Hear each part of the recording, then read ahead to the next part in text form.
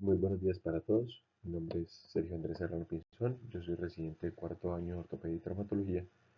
Y el tema que vamos a hablar el día de hoy va a ser artrosis lateral de rodilla, estrategias de manejo. Para iniciar, debemos reconocer cómo son los patrones de distribución de la artrosis a nivel de la rodilla. Tenemos que tener en cuenta que con respecto al compartimento lateral, la artrosis que involucra este compartimento tanto de forma única o combinada representa únicamente el 15% de los casos, y eso lo podemos comparar con casos de artrosis medial aislada, que es la más prevalente en el 27% de los escenarios, la artrosis patolofemoral aislada en el 18% de los escenarios, y una de las combinaciones también bastante frecuentes va a ser la artrosis femorotibial medial en combinación con la artrosis patolofemoral, que se ubica con un porcentaje del 23%. La menor prevalencia de la artrosis del compartimento lateral se atribuye principalmente a dos elementos. Uno es que el platillo tibial lateral es de 2 a 3 milímetros más proximal. Y segundo, que el cartílago del compartimento lateral es más grueso, 2 milímetros adicionales, lo cual le provee mayor resistencia al proceso artrósico.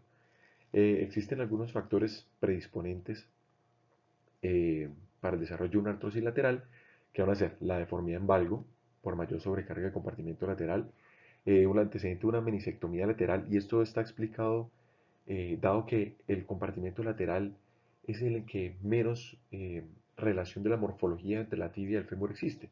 Por lo tanto, el menisco es el que mayor congruencia articular brinda. Por lo tanto, si yo tengo una meniscectomía total lateral, va a haber una muy poca congruencia entre el fémur y la tibia, aumentando la alteración en la distribución de cargas y por ende el desarrollo de artrosis de ese compartimento. También vamos a tener las deformidades postraumáticas por fractura, generalmente colapsos del compartimento o del platillo lateral en una fractura de platillos tibiales predispone a una artrosis lateral y un aumento de una torsión tibial externa. Existen algunas diferencias anatómicas entre el compartimento lateral y el compartimento medial que hacen que uno tenga mayor prevalencia del desarrollo de artrosis que otro. En el caso del compartimento lateral, los factores que predisponen para el desarrollo de una artrosis lateral van a ser una hipoplasia del cóndilo femoral lateral, alteraciones en el platillo tibial lateral. eh, Aquí también vamos a tener elementos importantes como alteraciones en los ángulos, especialmente en el ángulo femoral lateral distal, asociado a la hipoplasia del cóndilo femoral. Y también tenemos contractura de los tejidos blandos laterales como contracturas del ligamento colateral medial, la cápsula posterolateral, la banda iliotibial, isquiotibiales, entre otros. El compartimento lateral también tiene otras características. Es un compartimento menos estable, ya que es el compartimento que no solamente hace rodamiento, sino también deslizamiento. El fémur y el platillo tibial son convexos, es decir, la congruencia articular es menor, por lo tanto, no se distribuye de manera tan homogénea la carga. Tiene un menisco lateral que es mucho más móvil y depende de mayor medida de estabilizadores ligamentarios. Por lo tanto, la ausencia de algún estabilizador ligamentario, pues, eh, digamos que repercute de mayor manera sobre el compartimento lateral. El patrón de desgaste de los pacientes con artrosis de compartimento lateral va a ser más posterior, a diferencia de los pacientes con artrosis de compartimento medial, que suele ser un desgaste sobre todo más central o anteromedial. Cuando queremos analizar la artrosis del compartimento lateral, debemos analizar con detalle el papel del valgo. Entonces, digamos que en una rodilla normal, lo que generalmente sucede es que el eje mecánico discurre central o ligeramente medial al centro articular de la rodilla, distribuyendo la carga preferentemente sobre el compartimento medial. Normalmente hablamos de que el compartimento medial carga el 60% y el compartimento lateral carga el 40%. Sin embargo, cuando tenemos un paciente con una deformidad en valgo, este desplaza eh, el eje mecánico hacia lateral, transfiriendo mayor carga hacia el compartimento lateral. La literatura nos habla que por cada grado de malalineación en valgo que tiene el paciente, aumenta hasta en un 55% el riesgo de desarrollar una artrosis lateral. Desde la perspectiva, cuando hablamos desde una perspectiva biomecánica, Durante la marcha, digamos que el vector de fuerza de reacción del suelo tiende a discurrir medial en la rodilla e incluso en pacientes con un valgo leve o un valgo moderado. Eso genera un momento en varo. Sin embargo, cuando tenemos pacientes con deformidades en valgo severas, ya digamos que la fuerza de reacción del suelo no va a discurrir por medial, sino va a tender a irse más hacia lateral.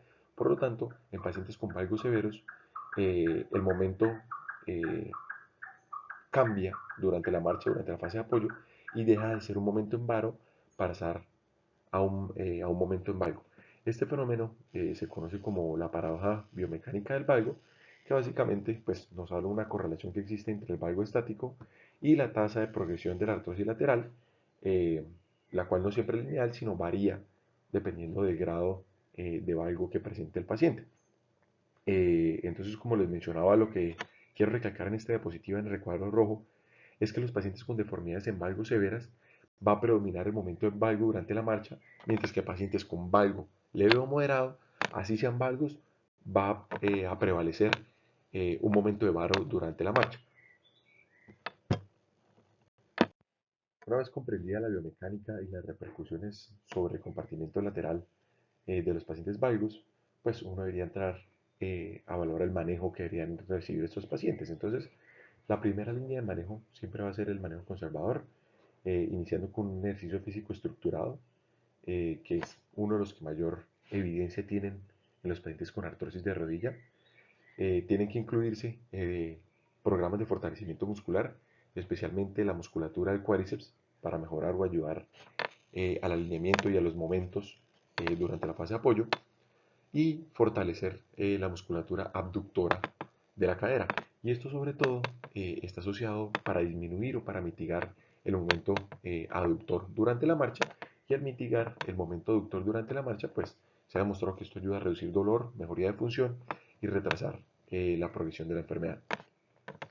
Eh, También tenemos un papel relevante dentro del control de peso. La literatura es clara con respecto a la correlación que existe entre la obesidad y la artrosis medial.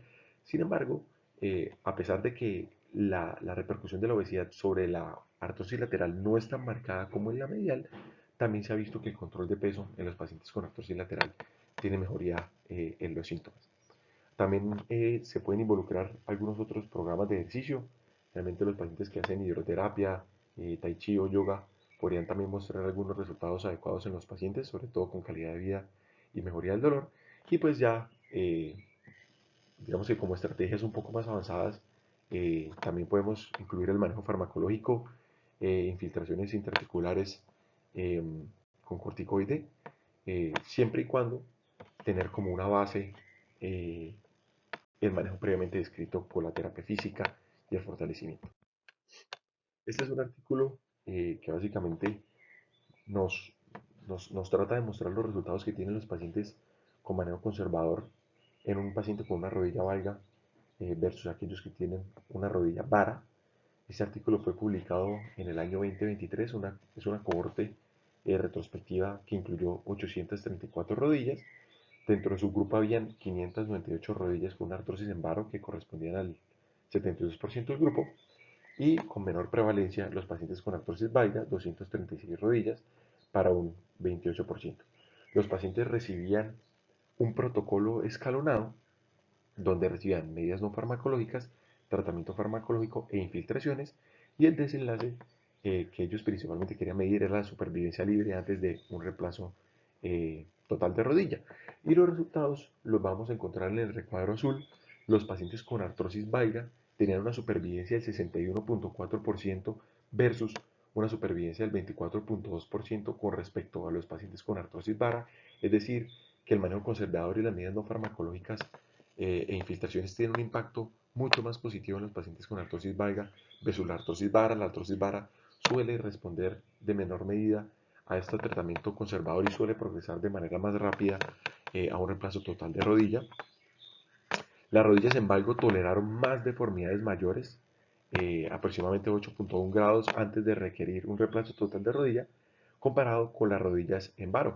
Veamos que las deformidades que toleraba los valgos de más de 8 grados, eh, digamos que resistían o sobrevivían más tiempo sin un reemplazo total de rodilla, a comparación de un paciente con una artrosis vara, con un valor menor en grados, pero que iban a requerir un reemplazo total de rodilla en un lapso de tiempo mucho más corto.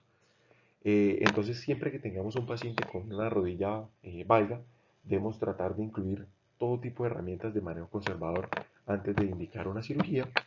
Y el mensaje que nos quiere dejar este artículo es el siguiente, y lo voy a leer literalmente como lo menciona el artículo. Las rodillas valgas con artrosis presentan una supervivencia libre de artroplasia de 2.5 veces superior a las rodillas varas en un lapso de tiempo de 5 años, como lo hemos visto ya en el recuadro azul, probablemente debido a una menor sobrecarga articular y las características biomecánicas del compartimiento lateral.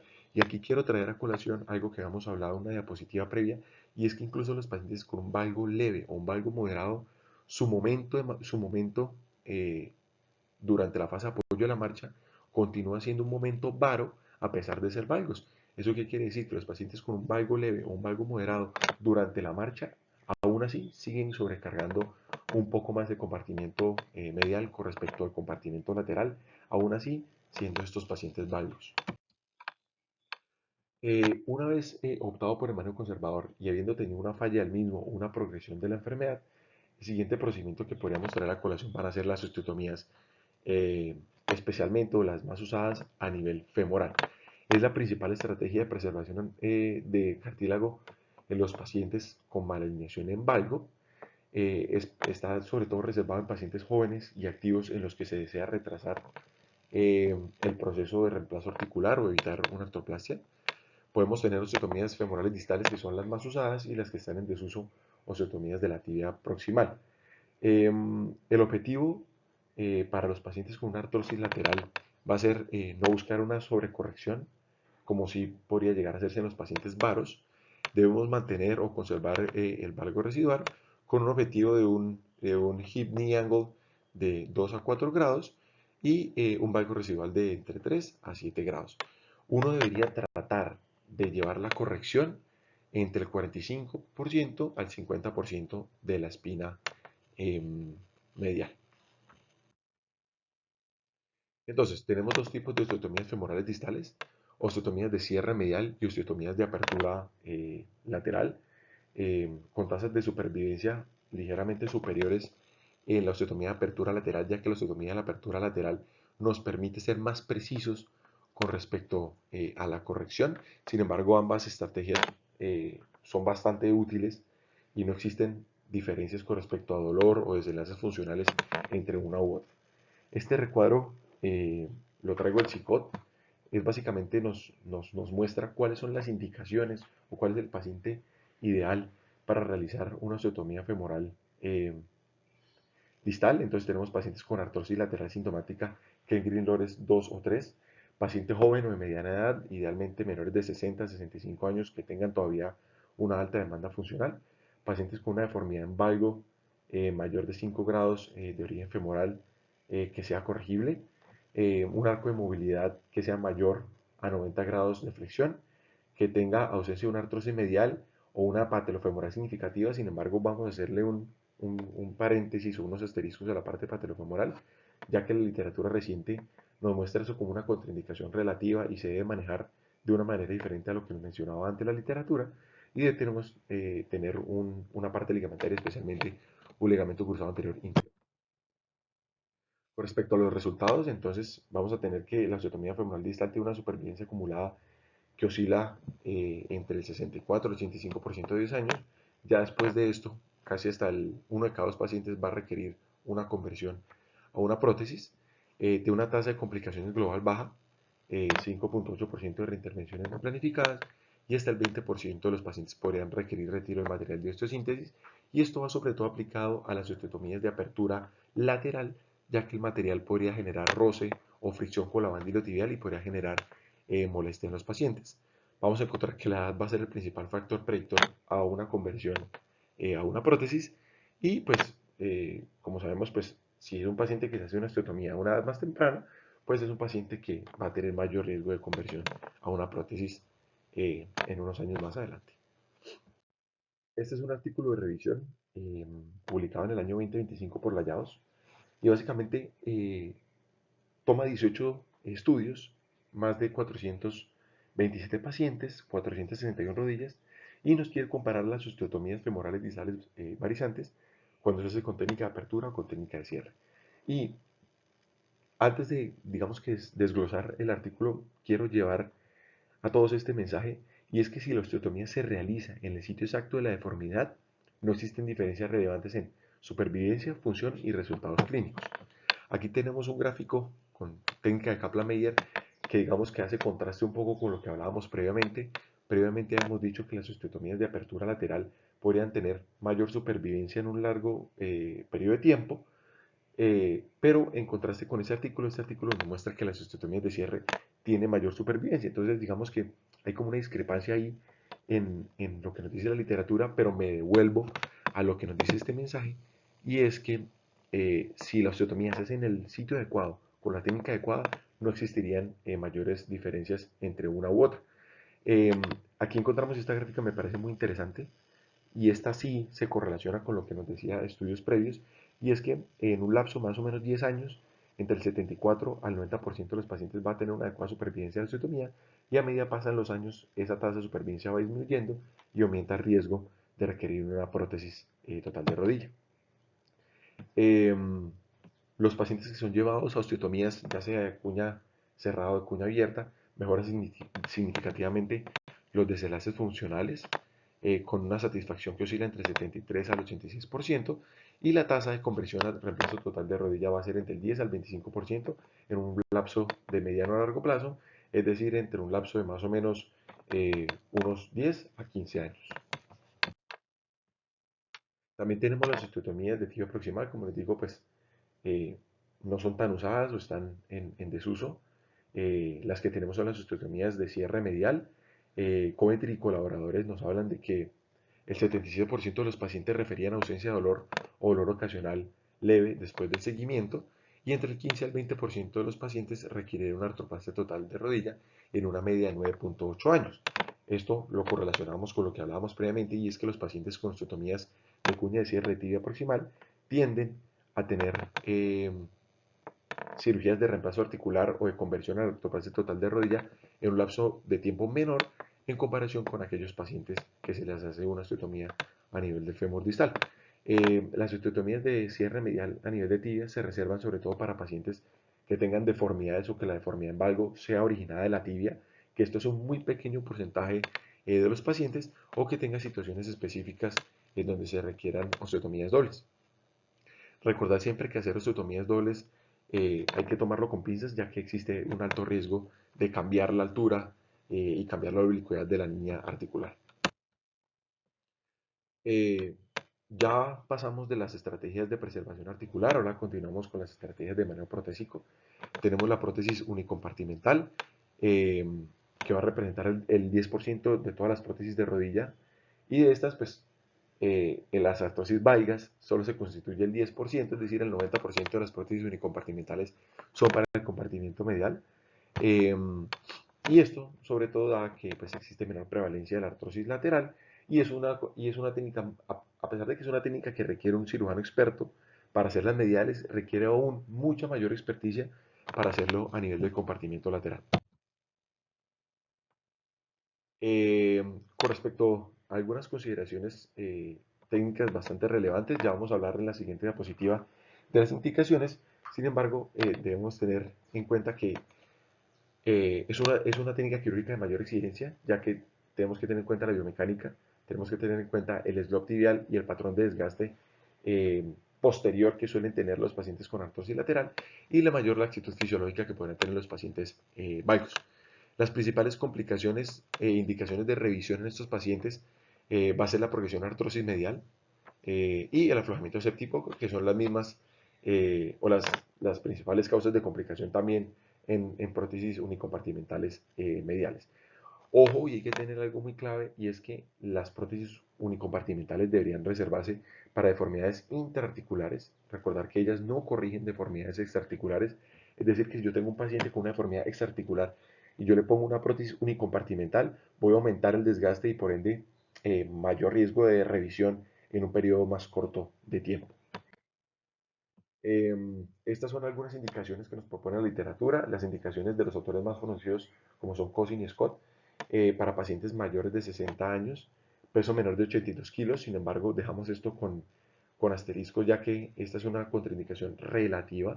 Pacientes con un arco de movilidad conservado, es decir, mayor a 90 grados de flexión, que tengan contracturas en flexión menores de 5 grados, deformidades angulares menores de 15 grados, un ligamento cruzado anterior íntegro, y que haya ausencia de enfermedad en otros compartimientos, especialmente en el compartimiento femortibial contralateral. Aquí vemos una gráfica que nos propone la literatura, no me voy a detener a leerla, pero quiero dejar la clave en esta diapositiva, que es básicamente lo que hablábamos previamente con respecto a las indicaciones propuestas por Cousin y Scott. Contraindicaciones de una prótesis unicompartimental, entonces pacientes que tengan una osteoartrosis tricompartimental, que aparte del compromiso lateral tengan un compromiso medial 3 y 4, que tengan una artritis inflamatoria no controlada y que tengan una deformidad rígida en valgo mayor a 15 grados. Este es un artículo de revisión publicado en el NI en el año 2025, es un artículo bastante bueno y bastante reciente, que nos habla sobre las indicaciones de una prótesis unicompartimental en un paciente con artrosis lateral, en una revisión sistemática. Las indicaciones actuales que tienen mayor consenso van a ser estas de esta tabla: artrosis lateral primaria aislada, una que Grindles 3 o 4, que tenga un compartimiento medial conservado, un ligamento cruzado anterior intacto, un valgo corregible idealmente menor de 15 grados y un déficit de extensión que sea menor de 10 a 15 grados. Las principales contraindicaciones para una prótesis unicompartimental lateral va a ser la artrosis inflamatorias y la afectación de otros compartimientos. Y algo que quiero recalcar de este artículo es esta parte, que hay algunos factores que antes se creían como contraindicación fuerte, ahora son contraindicaciones relativas o incluso no están contraindicados si son la edad avanzada. Pacientes que tengan más de 65 o 70 años pueden ser llevados a una prótesis unicompartimental. Pacientes que tengan un IMC elevado también pueden ser llevados a una prótesis unicompartimental. Y antes se creía que la artrosis patelofemoral lateral era una contraindicación absoluta, ahora se considera como una contraindicación relativa. Este es otro artículo que nos muestra los resultados clínicos y la supervivencia en los pacientes que fueron llevados a una prótesis unicompartimental con una artrosis femortibial lateral aislada. Incluyeron 61 pacientes por un seguimiento 10 años. Tuvieron pacientes menores de 60 años, 18 pacientes, y pacientes mayores de 60 años, 43 pacientes, con una edad media en este grupo de 50 años y aquí una edad media de 73 años. Esto fue lo que ellos encontraron, unas tasas de supervivencia bastante buenas de 89.4% a 15 años, y eso variaba dependiendo del grupo. Los pacientes menores de 60 años tenían tasas de supervivencia de hasta el 100% a 10 años, mientras que los pacientes mayores o igual a 60 años tenían tasas de supervivencia ligeramente menores, pero que eran bastante buenas para este grupo etario. Este es un artículo ahora comparando las dos estrategias de manejo quirúrgico que ya hablamos, osteotomías versus prótesis unicompartimentales. Ese artículo hay que tomarlo con pinzas, ya que los grupos de comparación no son los mismos, es decir, el paciente que yo llevo a osteotomía no es el mismo paciente que yo voy a llevar a una prótesis unicompartimental. Sin embargo, lo quise traer a colación porque, pues, sin embargo, hay algunos aspectos que sí podemos comparar. Entonces ellos tomaron 58 pacientes, 29 para osteotomía y 29 para uni, con un seguimiento de aproximadamente de 6 años, y estas eran las características que tenía el grupo de los pacientes. Y encontraron lo siguiente: entonces la decisión iba a estar basada en los valores del ángulo femoral lateral distal y la oblicuidad del anillo articular, y a pesar de esto, pues no encontraron diferencias significativas en cuanto a desenlaces funcionales en escala de Kuhs o en Oxford, en porcentaje de corrección de valgo y en las complicaciones, y ambas técnicas funcionaban igual de bien siempre y cuando estuvieran correctamente indicadas. Por lo tanto, vuelvo a lo que dije al inicio de la diapositiva, y es que los grupos para hacer una osteotomía o para hacer una prótesis unicompartimental pueden variar. Por lo tanto, si yo selecciono adecuadamente los pacientes, pues los pacientes podrán tener algunos desenlaces funcionales similares. Ya pasando a la última estrategia de manejo, que va a ser la prótesis total, la reservamos cuando el paciente ya tiene una artrosis global, no solamente del compartimento lateral, sino de otros compartimientos, cuando tiene deformidades en valgos severas que no son corregibles, cuando tiene inestabilidad ligamentaria severa significativa o cuando ya son pacientes con una baja demanda funcional. Este es un artículo que básicamente nos compara una prótesis unicompartimental versus una prótesis total.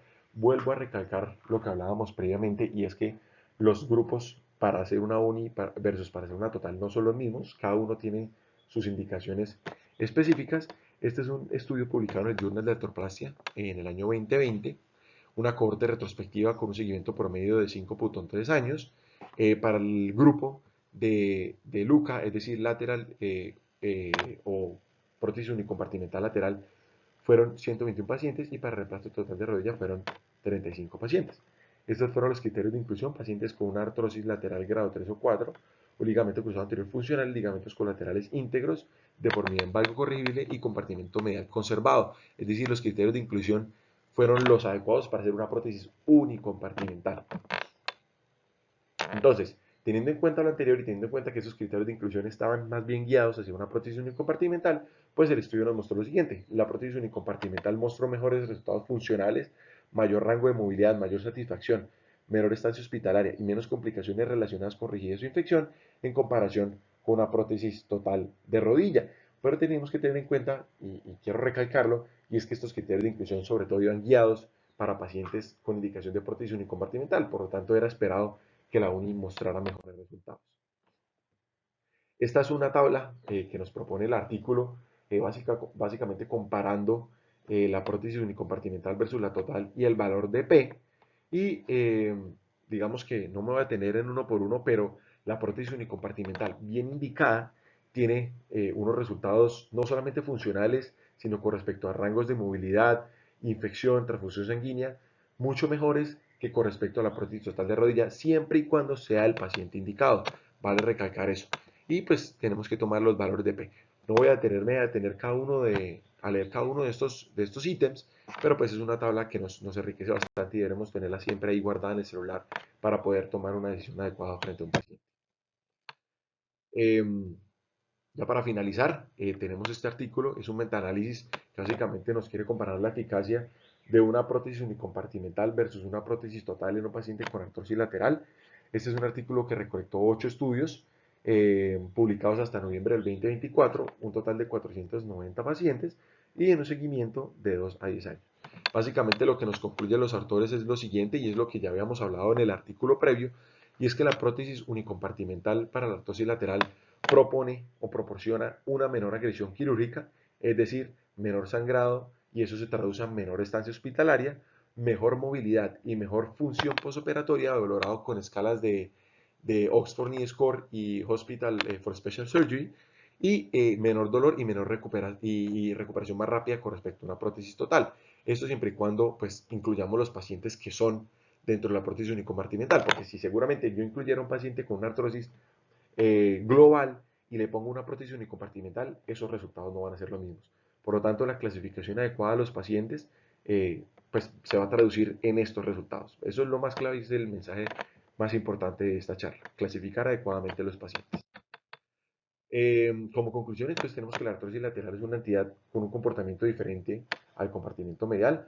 La artrosis lateral aislada es razonable tratar siempre de optar por un manejo conservador y darle una buena longevidad a este tratamiento antes de indicar una cirugía, dado que los resultados son mucho mejores que con respecto a los pacientes con una artrosis medial. El manejo quirúrgico se basa en una adecuada selección del paciente, siendo este el factor más importante, en quién indicar una osteotomía, en quién indicar una unicompartimental y en quién indicar una prótesis total de rodilla. Es muy importante siempre mantener algo del valgo fisiológico o el valgo residual de los pacientes que oscila entre 3 a 7 grados. Muchas gracias.